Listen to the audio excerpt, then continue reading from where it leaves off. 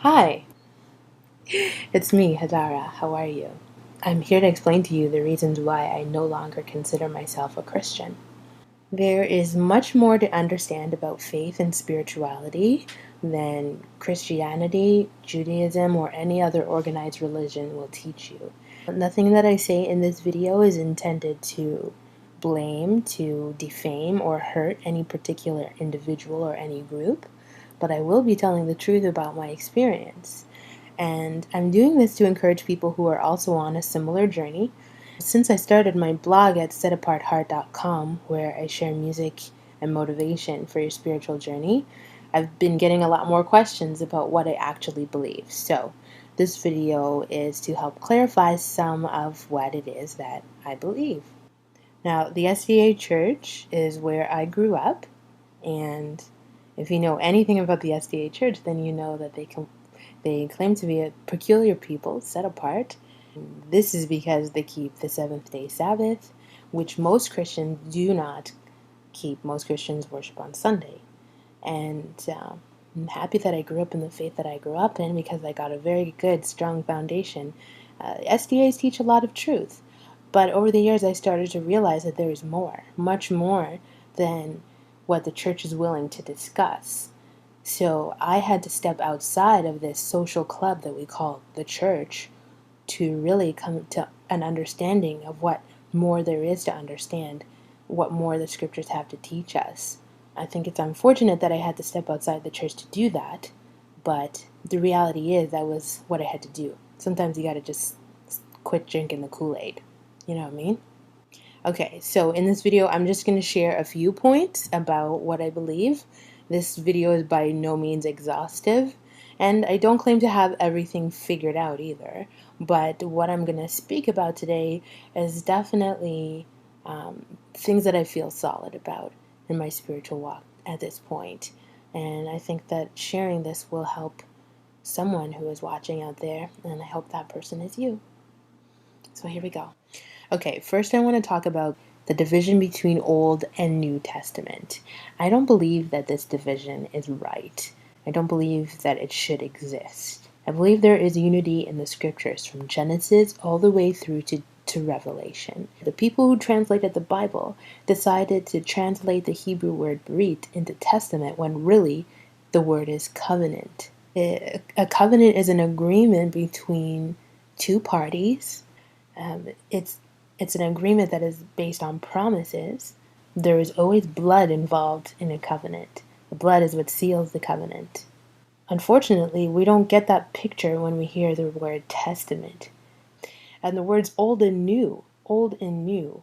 Old really would be better understood as original, and new would be better understood as renewed. My faith is built on an everlasting covenant. So it is something that has been passed down from generation to generation and something that is being renewed. And it's not something that is replaced. You can't replace the new with the old. The original still stands and it's continuously being renewed.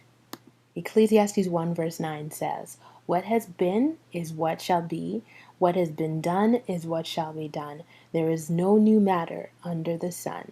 Again, nothing new. Now, the everlasting covenant was represented by several different people at several different points throughout Scripture. We have Adam, Noah, Abraham, Moses, David, and the Messiah. That's 6. And we know that 7 is the number of completion. So there's one more thing to happen for this covenant to be fully renewed. And this is when the Messiah comes again a second time and establishes the reign of peace on this earth. That is what I'm looking forward to. Now, it's unfortunate, I think, that the concepts of love and grace have been totally blown out of proportion when it comes to Christianity. Love and grace cannot exist without the law. In fact, in Exodus 20, verse 6, right within the 10 Commandments, we see love and mercy. I'll read that for you.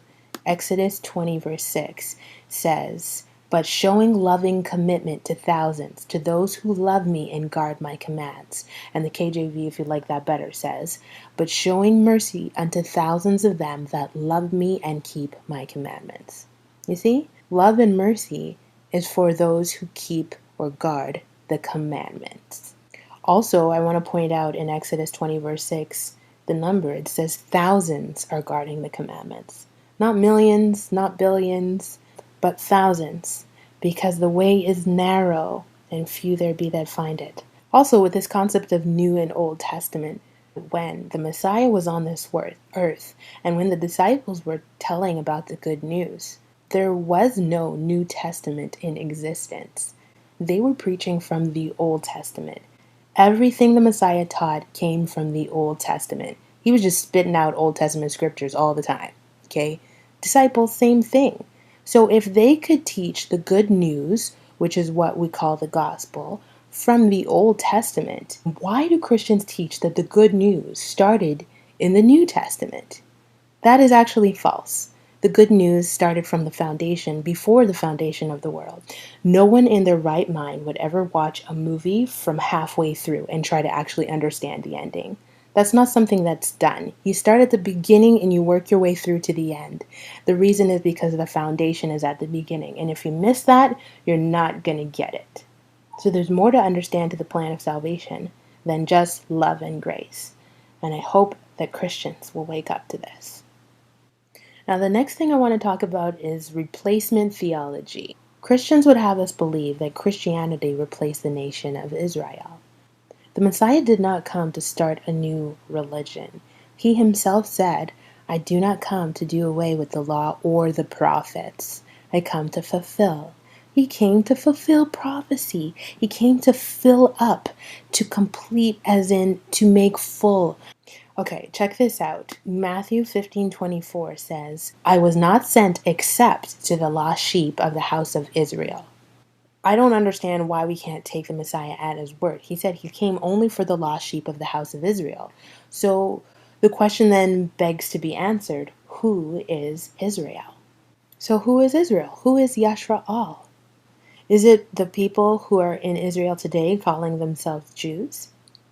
If you do a little tiny bit of research, and even if you ask the Jews themselves, the truth will be revealed that they have nothing to do with the natural-born seed of Israel. They are actually European converts who brought over their own language and man-made religion. We need to be clear about that. So Israel is comprised of the natural-born seed, which is the 12 tribes of Israel, and also those who are grafted into Israel. And you can be grafted in by choosing to divorce your other gods or your own nation and becoming a part of Israel, becoming a part of the belief system. And if you choose not to, you can't just put yourself in the scriptures where you're not. Like, the scriptures is a book about Hebrew people. Even in the New Testament, which is written in Greek, that book is still about Hebrew people. So we need to wake up and understand who those people are. And the more you study the beginning of the book, the more it becomes very clear who those people actually are. Deuteronomy 28:64 through 68, with a special emphasis on that verse 68. That verse will tell you that the Hebrew people were sold into slavery in Egypt again, or that they would be sold into slavery in Egypt again, and that they would be sent over there on slave ships. What group of people have been sent into slavery on slave ships in this world? There's only one group of people, so it's not a trick question. Think about it. But regardless of whether you are part of the natural-born seed or whether you are grafted into Israel, you are still part of Israel. Like, Christianity is not part of the picture. The Messiah himself was a Hebrew. Think about that. Another reason why I can no longer call myself a Christian is because Christians refuse to call on the covenant name of our Creator. His name is Yahuwah, and his son's name is Yahusha. Now, you will hear many different interpretations of this name, but the name Yahuwah really is YHUH or YHWH. And I don't know if you realize a similarity between U and W, but W is actually new, and that sound used to be two U's, a double U, ooh, Yahuwah. Yahuwah means the one who exists, and his son's name, Yahusha, means the one who exists is salvation. Now, don't let church people tell you that his name doesn't matter. If the name didn't matter, why did they replace it? Why did they take it out if it wasn't such a big deal? We're not instructed to call or sing on the title. We're instructed to praise the name. And yes, it does matter. We need to understand covenants and signs of the covenant. A sign or a mark is the same thing. And if we don't understand the covenants, we're not gonna understand the importance of the name. So I don't really argue about this with much people. I'm just telling you right now why I choose to use the name and why I just simply stepped outside of the church when I realized that they're not using it. The name signifies character, it signifies authority. A name is an identifier for who you are talking to. There are many lords and many gods. Who are you talking to? Who are you praising? Do you know?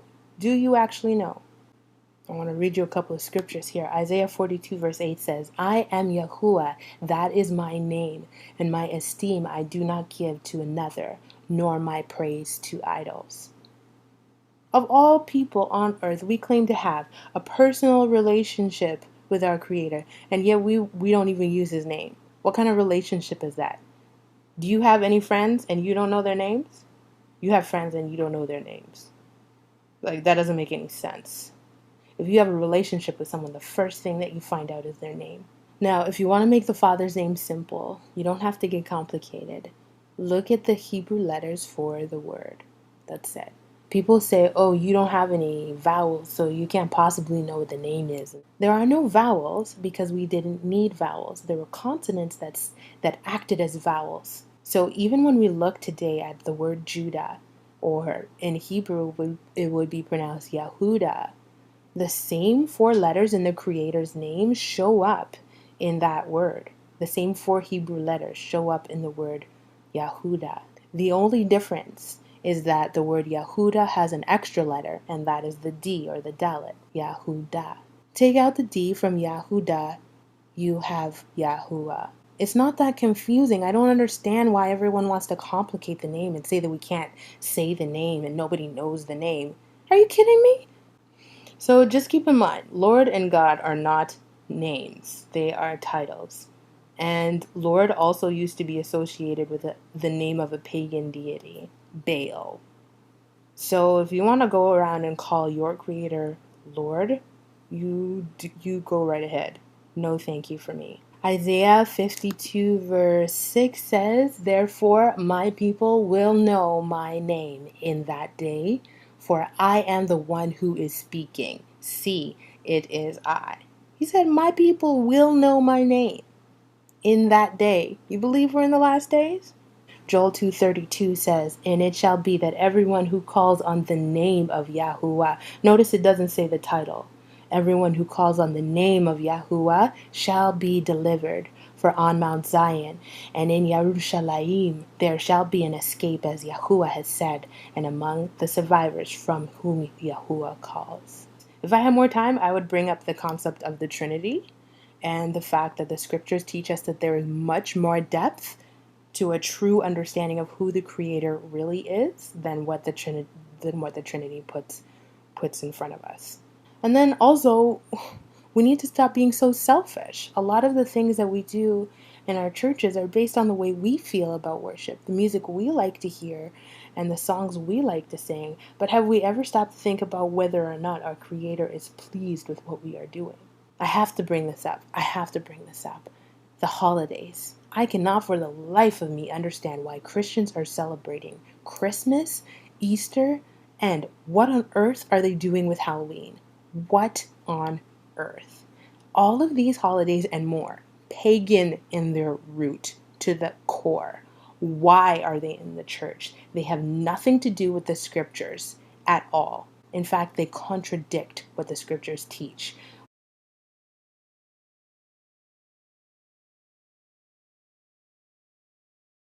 Okay, this video is far too long. Thank you for watching. I hope that it will inspire you to go back into the scriptures and study for yourself, whether you agree with me or not. And if you want music and motivation to inspire you on your journey, then you can meet me on my blog at setapartheart.com. That's setapartheart.com. Alright, I'll see you later. Bye!